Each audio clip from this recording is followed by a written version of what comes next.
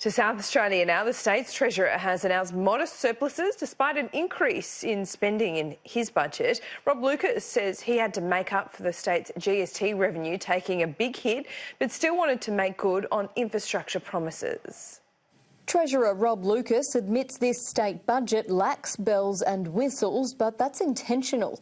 He's delivered 6 state budgets in total. This is his second during this term of government. The selling point of the budget is, in our view, a continuation of good, solid economic management. It's not a government which is coming in this year with a whole series of new programs, themes and priorities. Despite a huge hit to GST revenue in the 2019-20 year, the Treasurer still predicts a $94 million surplus, which will grow to $251 million by 2022-23. Some of the savings will be made up in cuts to public sector jobs, but Rob Lucas says they won't come from the front line. In terms of the reductions, there'll be people in back offices, corporate functions, admin tasks within the public sector generally. We make no apologies for that. The figures include a huge $11.9 billion spend on infrastructure over coming years. The opposition says the hip pockets of South Australians will see the big impact of this every day as expenses go up.